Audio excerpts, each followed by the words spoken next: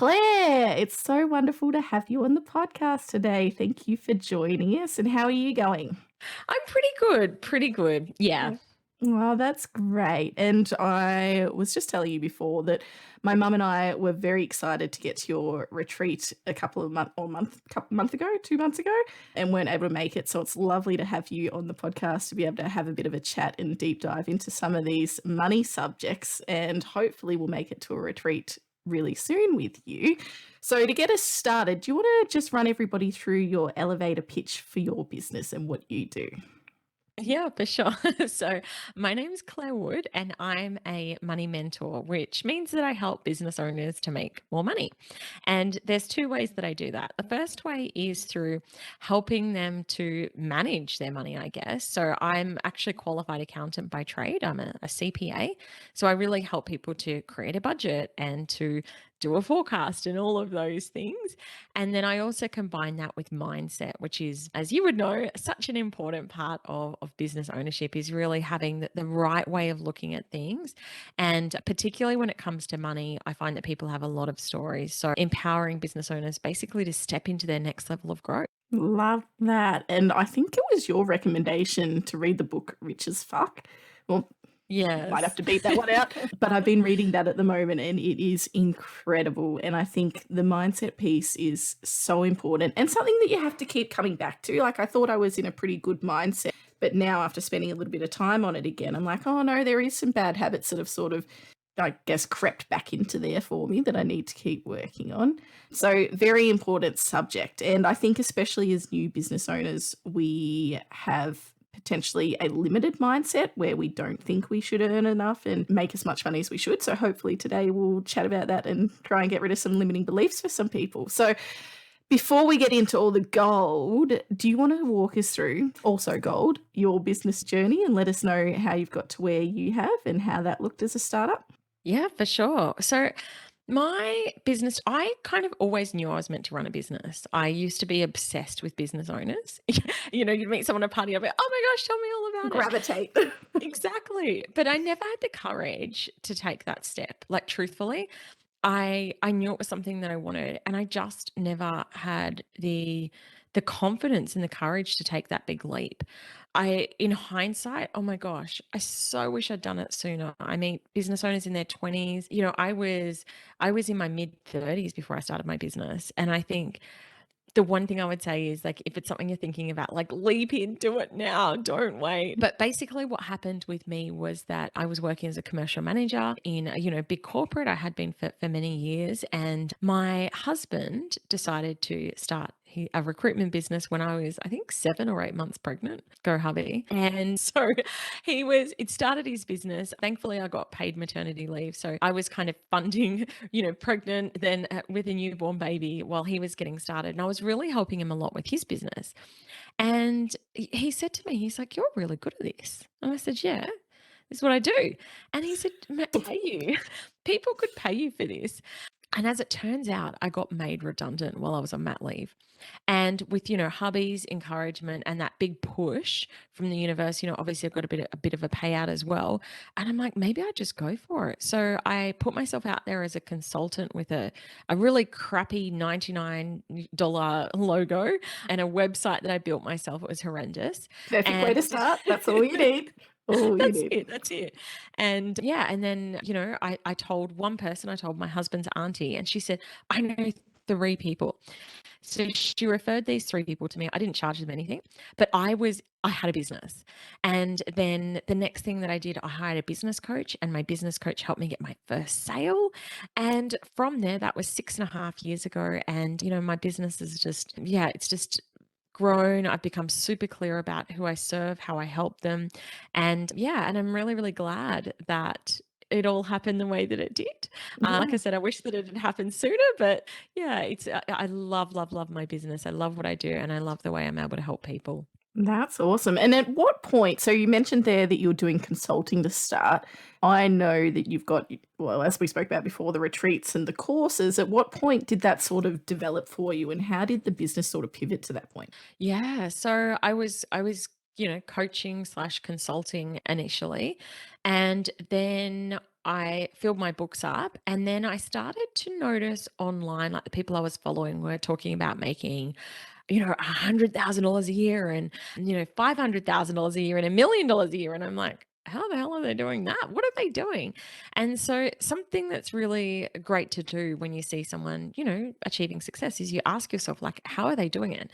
And obviously don't try and copy them. But, what I noticed was that they were running courses. And so I launched my first course. I put it out there into the world. Oh my gosh, I can't even remember what year, maybe 2019. And I sold 24 places. And from there, I thought, wow, okay, cool. This is really awesome. And I love delivering group programs. I've run multiple courses over the years. I've run membership, I've run a high-end mastermind. And it's just a way that you can help more people rather than just doing one-on-one work. So, yeah. Yeah. So now in your business, do you have both? Do you do one-on-one work and the course stuff? Yeah, Yeah. absolutely. So I do one-on-one. Obviously, I run retreats, and I just continue to play around with and evolve what my programs and my offering looks like. Because the thing is, with business, it's not a set and forget. It's not to say that you want to keep creating new and different things all the time either. But sometimes, something that will work for you for a period of time might not serve you into the next chapter. And I know a few of my products that I've retired. For example, my membership, it got to a point where it wasn't lighting me up, and it wasn't the best use of my time and energy. So I made the tough choice to close it down. And that's the thing, evolving, adapting, working out what works and what doesn't work. That's it. And, I guess this podcast is all about starting up and everything, but really, business is always in a bit of a startup stage. It's always pivoting and it's always recreating itself and evolving as we are as people. We're not the same people we were 5 years ago, 1 year ago, 2 years ago, whatever it might be. So it's okay for our business to do that as well. I don't know whether people sometimes feel maybe it's a sense of failure. I don't know, a shortcoming if they have to pivot their business and change to something else, but it's not that at all. It's just going, all right, well, I see what I thought was going to work initially isn't actually what it is, and I'll keep changing that, and that's okay. I don't know. Do you see that as 100%. well? Yeah, 100%. And I think that's the thing. So often we get crippled, and this is definitely what happened with me. I wanted to know exactly what I was going to be doing, who I was going to be helping, what my business, like I was trying to just have all of the answers rather than just taking the step, Mm. getting started. And it's only over time that I figured out, who my dream clients are. It's only over time through trial and error that I figured out what I love, the way that I love to coach. It's only through trial and error that I've really figured out and got super, super clear about exactly what my purpose is, Yeah. and and what my product offering looks like. So I think that's the thing that I would say to anyone is it's like, just start. It's not going to be Exactly. perfect the first time. Yeah. Take the leap, and then you can refine it in time. Absolutely. Oh, I love that. And I'm just thinking back to my financial planning business. And as you would know from accounting, not quite as bad, but financial services is really heavily regulated. So there's a pretty set formula and a pretty set way that you have to do business in financial planning. And I knew when I was doing it that it wasn't lighting me up and that wasn't, I didn't have that purpose, didn't have that love for it as I was going along. And I wish looking back that I listened to myself and listened to what I was feeling and changed it then, because then I kept doing it and kept falling out of love with it, not feeling that purpose, and got myself to a point of burnout. So now I guess I'm very conscious with creating this business and helping other people that they are very aware of that. And whatever you are feeling, that you move with it and adapt with it. So it doesn't have to be just financially that it makes sense to do the business like that. It can be how it makes you feel. Oh, Who knows? 100%. A little Yeah. bit off track, but anyway, my food for thought for the day. So money. All right. I think money is the biggest questions and responses I get on the podcast from Instagram and different things. People have all sorts of thoughts about it, positive, negative, all sorts of limiting beliefs about it, different levels of understanding about it, all that wonderful stuff. So when people are looking to start a business, what would you recommend? What would be the ideal side of the money side for you? Yeah, for sure. I think the big thing that I say to people at any stage of business is make a plan. Yeah. And I see people making decisions in business and they freak out. And I'm like, because you don't have a plan. Like, what is the plan? How are you going to generate your income? And, how much are you willing to invest in this business? Rather than going, oh, I want to go join that course, or I might do this thing, or I might hire someone. And then they end up in a cash flow situation that they literally cannot afford. And so the big thing that I say to people is like, make a plan. And a big objection that people have to this is they're like, I don't know what's going to play out. And I'm like, you don't have to, right? But having a guide is better than having no guide at all. If you were getting started, the thing that I would say to people is like, how are you planning to generate revenue? And have you tested this? Have you started bringing in clients? Once you've established your price point, your sales methodology, and you're starting to go, okay, I've got money coming in, then you can start to pull together a bit of a plan and say, okay, how much am I going to invest? When am I going to invest it? And what does that look like? How will that help me to grow the business? Rather than just throwing spaghetti at a wall and hoping that it all bloody works. I love that, and very important. And there's one thing that you talk about a bit on your podcast, which we haven't mentioned. So Claire has her podcast as well. It's the Clare Wood podcast. Is that right? Yeah, very creative. The Yeah, Clare Wood podcast. it works. It works. So on there, you talk about having, I think you call them something else, but money meetings. And I love that you do this. Do you want to tell us about that and how that works and what they look like? Yeah, for sure. So the reason I have money meetings is because obviously being someone who works in the space of money, people always say to me, I want to make more money. And I'm like, cool. Okay. So how much time do you spend working on your money? People are, oh, what do you mean? And I'm like, do you sit down and look at your numbers? And they're like, oh, sometimes. So what I've done in my own business and something that I empower my clients to do is to formalize the process of looking at money. So rather than it's like, oh, I feel like looking at it now, if you're wanting to achieve outcomes in any area of your life, you have to focus time and energy onto it, right? So it's for me, it's about carving out time to hone in on what what's going on in your business. I have a number of different meetings that I have in my own business and that I teach about. And, it's really about prioritizing money. It's really about making plans for money. And it's really about checking your progress against those plans. So it's something that I say to everyone, like, if you want to change your outcomes when it comes to money, commit time to working on it. And yeah. Yeah, and I think on that as well, like one of the first things people outsource, and for good reason, I find it terrible too, is their bookkeeping. And I think once they do potentially outsource that, they put that, degree of division between them and their bookkeeping, which is fine to, I'm not saying don't get a bookkeeper, but make sure you're still in it and still knowing your numbers and you've got that accountability for yourself. So when you're in these money meetings, how often do they happen? What do you cover? What's it look like? Yeah. So I have, as I shared earlier, I have at least 2 money meetings every single week. Yep. And I also have a formal meeting with my accountant at the end of every month. I do have like a formula and a framework that I use inside each of those different meetings, and they all serve a really different purpose. But essentially, it's just about being your money.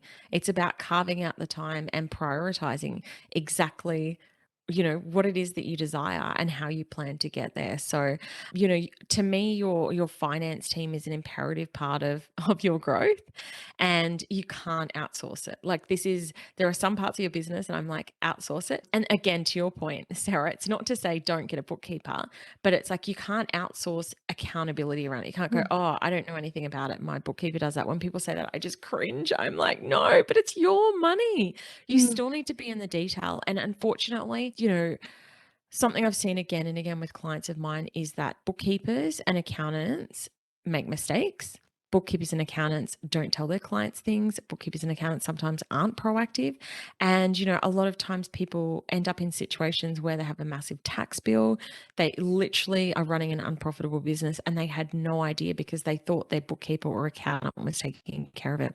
And this is why I say, no, it's your business. You have to, even if you do have help from a team, make sure that you are still right across what's going on because this is your hard-earned dollars. Yeah, absolutely. And with that, so you said each meeting has a purpose. So is what's one to look back and one looks forward? Is that sort of what the purpose is? Or Yeah, 100%. So one's looking forward, one's looking back. And I have one of my meetings is, yeah, I don't know if I call it one of my meetings, but I have like a bath every Thursday night. And it's love kind this. of like a manifestation kind of, yeah, it's more kind of focusing on, the woo-woo side of money as much as the practical side that the other meetings serve. So yeah, that's kind of the Yeah. key. So on the woo-woo side, what are you talking about there? What's that mean? So, I'm a mindset coach as well as I love my practical numbers. I'm very, Mhm. very much about them. But I also believe that you are creating in your life what it is that you want. And, at whatever stage of business you are at, you will have perceptions, thoughts, stories that you have. So some people, something will go wrong and they'll be like, see, I knew it was all a waste of money. And maybe there's people, not yourself, maybe there's friends or family who are like this. See, I told you that wouldn't work out. I've definitely had many times where people have said to me, go and get a job. And I've had this innate belief. I have known that my business would be successful. And to me, this is what mindset, what manifestation is all about. Is it's like, what are your beliefs? Like, what are you believing? What are you creating? And how are you bringing that into existence through, your thoughts, through what you believe is possible. So that's what I mean when I talk about the woo-woo side. I like that. So we've got two things that we want to look at. One, we want to make sure we've got that accountability and we're actually tracking it. Two, we want to look at our mindset and see what we're actually thinking about money. So with that, what would be an exercise that people might look at doing to start that process When it comes to mindset. when it comes to mindset around money? Yeah. Okay. My favorite thing to say to get people to do is to just start noticing your thoughts around money. Yeah. So maybe you're listening to this now and you're going, oh, it's fine for her to talk about money because she's, you know, really successful in her business. And straight away go, isn't that interesting? What am I thinking about her? Why do I think that? And then this is where mindset work starts, is you start asking questions like, why do I feel like that? And something that I've noticed is like, if someone is sharing a big financial win and it makes you feel really crappy, maybe it's because you want to have big financial win in your business, right? Mm. So it's just starting to observe, like no one ever makes money in that industry. What thoughts pop into your head? Maybe you're thinking it's easy to make money as a business coach, but my industry doesn't make a lot of money like that. So it's just sort of starting to catch the things that you're thinking and ask yourself, is this a truth? And why do I feel like this?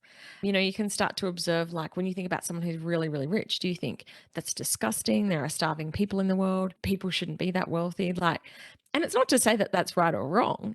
It's just starting to explore. I wonder why I feel like that.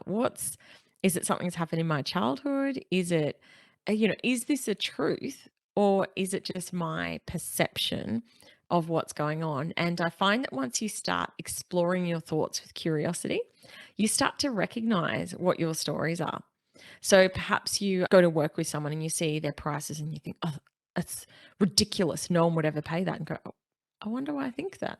And then be like, but people obviously do pay that because that's what they charge. And just start to, you know what I mean? Just start to ask the questions. It's something I do all the time. Like whenever I find myself being what I call triggered, when something really gets under my skin, I think, oh, and then I'm like, why is that annoying me? Why is that upsetting me? And then start to explore the thinking behind it and then start to uncover, oh, maybe it's because I'm jealous, or maybe because Mm. I want to get those kind of results. Or maybe, I've had an experience with someone who's really wealthy and they were horrible. And now I think that all rich people are horrible, and just start to, yeah, lean in and question why you feel that way.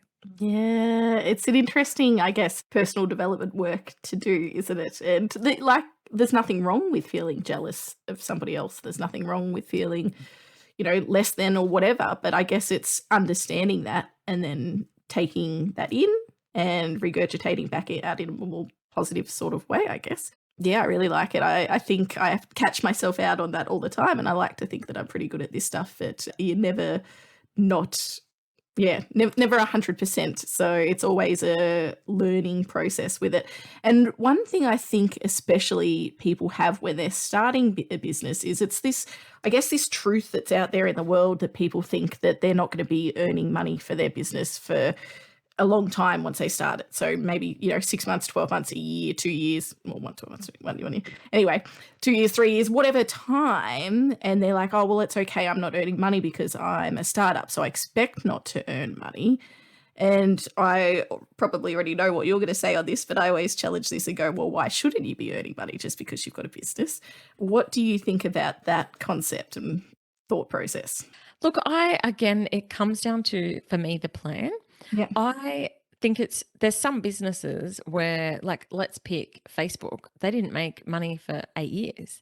I don't think that it was just a fluke. I'm pretty sure that they knew exactly what they were doing. They were building up equity. They were creating this monopoly in the social media space, and which they knew they could capitalize on at a later point in time. I guess for some businesses, it makes sense not to make money straight away. But other businesses, it doesn't make sense. And I don't believe in a hard and fast rule. I don't believe every single business has to be making money right from the outset, because sometimes for some business models that doesn't work and it doesn't make sense. To me, it's about having a plan. It's about being intentional about what it is that you're wanting to do, rather than just being like, to your point, like, no, I'm not making money right now. It's like, well, why not? Like, are you investing heavily in growing a dedicated audience before you sell anything? Okay, Yeah. cool. You're doing that with intention. Are you, are you really investing heavily financially into the business with a view that it will deliver you a much higher return in the long term? Cool. At least you know that. For me, like, when people are just have no plan, that's when I'm like, so what? You're just going to earn no money forever? Like, that doesn't make any sense to me. We're running a business here. So this is why I'm such a big believer in having the plan, having the intention. How long are you not going to run at a profit for? And then when you've got clarity around that, at least when you're in execution stage, you can say, this was always the plan. That is worded perfectly. Well done. Okay, so from that plan, so people need to know what they want to achieve, why that is, and then obviously we need to look at the finances and get that to match up. So a lot of people I find have asked me what they should be looking at when they're looking at their numbers. They're like, "Oh, that's great. I'll print off my profit and loss and have a look at it." What am I looking at? Like what should people be looking at? How should they work out what they need to look at? Yeah, what does that give us all? Yeah. Oh, look, I don't I didn't want to go to a big sales pitch here, but look, this is literally why I created my course, is because what I find is there's just unfortunately not a huge amount of financial literacy in the online world. I work with a lot of business. Most of my one-on-one clients are making sort of multi 6-figure, 7-figure revenue a year, and they still don't know how to read a basic profit and loss report. So I really do believe this is an area you need to upskill in. But the core things that, I teach people to look at is your profitability, having a look at your cash flow separately to your profitability, and depending on your business model as well, like your balance sheet. It depends on your business, how it's structured, how important each of these various things are. But those are the core things that I believe that business owners need to be looking at. And within your profit and loss report, the key things that, I say to people is like, are you profitable? And also, how are you tracking against your plan? So it's all well and good, I talked bang on about budgets, but it's all well and good to create one. If you go throw it in the top drawer and never look at it again, it's not going to help you. So really tracking your performance against your budget, seeing how you're going.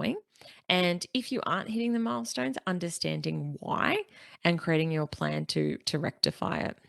Yeah, and I think one of the things that is really nice that you do is a lot of people talk about budget, like you said, and you've got to have a budget. People make a budget. But what's nice with the way that you say it is you go, all right, well, having a budget's great. But if we don't have a plan and a reason why we're wanting it to achieve that budget, like you said, it's just going to go in that top drawer and we're not going to look at it. So, first of all, people need to sit down and write down what their goals are, and then attribute a financial merit to that. So looking, working with a coach or working with their accountant, going, all right, well, I want to earn $100,000 income this year from my business.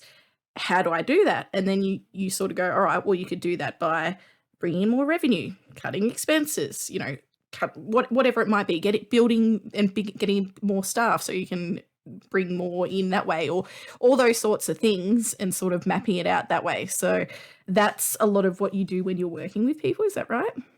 Yeah, 100%. There's a ton of stories about why people don't do this. They say, I'm not good with spreadsheets, I'm not good with numbers. There's no point making a plan because it goes off track. And I'm like, there's a reason why people do this in the corporate world. All big organizations create budgets. Mm. And the reason for that is that it works. It's not going to be perfect. Sometimes things go way off plan, but at least when you have a plan, you have something that you are working towards, as compared to just flailing around and hoping it all comes together. And how often are you sitting down once a year to do your yearly plan, and then you break it down to monthly, or how does that process look for you in your business? I do it personally every 6 months Yeah. just because things change quite quickly. I dug out my 12-month plan to update it, and I was like, whoa, things have really changed since then. Traditionally business owners set a budget once a year. I personally revisit it every 6 months and forecast 12 months out.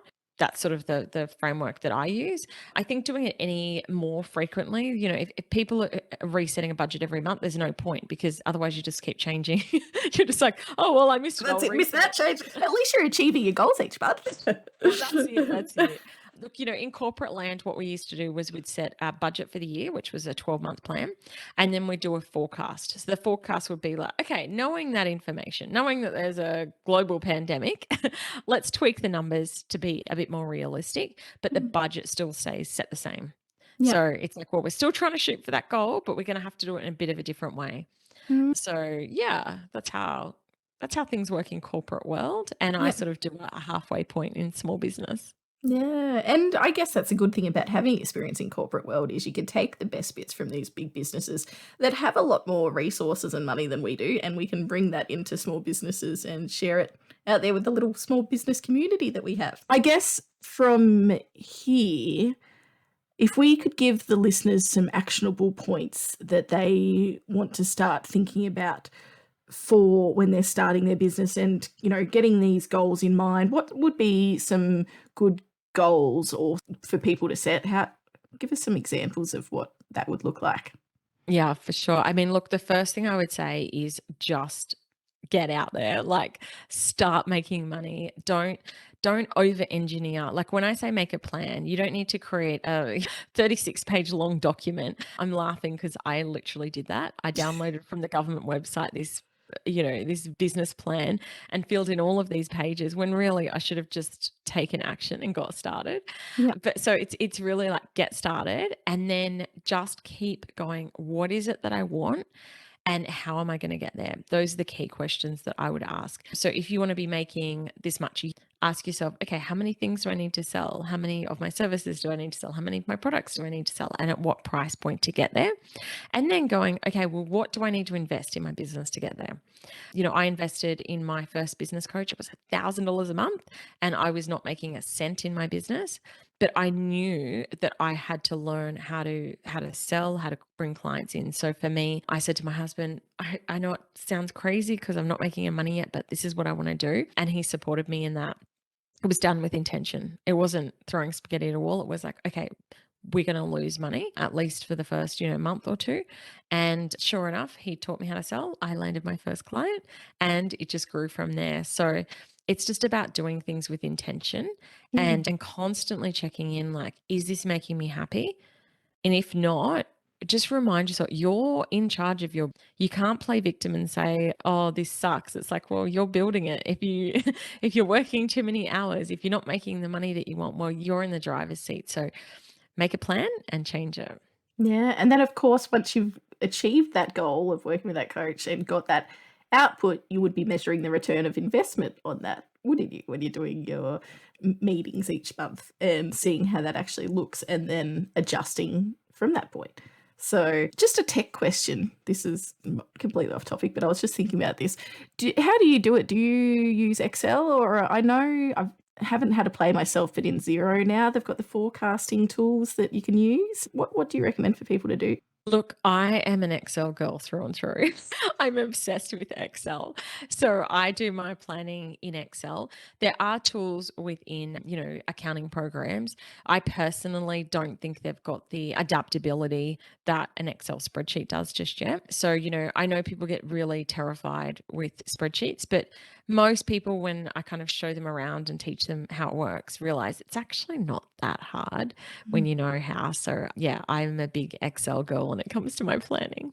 Yeah, and there's so much flexibility. And like you said, we're not so much looking at measuring, we want the revenue to increase. Maybe we're doing this, but we don't want to look and go, all right, well, I want to make $30,000 next month or whatever. It's more saying I want to sell this amount of things, which will then give me that. So you're probably a bit limited with some of the accounting software. But anyway, if anyone's had any experience doing it with Xero, let me know. I'd love to hear. We'll have to have a look at it and check it all out.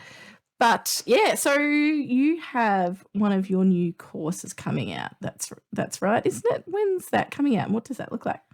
That is happening very, very soon. My program's called the Profit Academy Foundations. And the reason is because, like I said, I just find that so many business owners just don't get money. And, that's right from startup stage through to early stage. And even people with really sophisticated, successful businesses don't understand the foundations of profit. So that's basically what this course is all about, is it's about teaching people accounting. And I'm going to say this, in a fun way, maybe. You're a fun person, Claire. I'm sure it will be fun. I'm a cool accountant, all right. Yeah, accountants get a bad rap, don't they?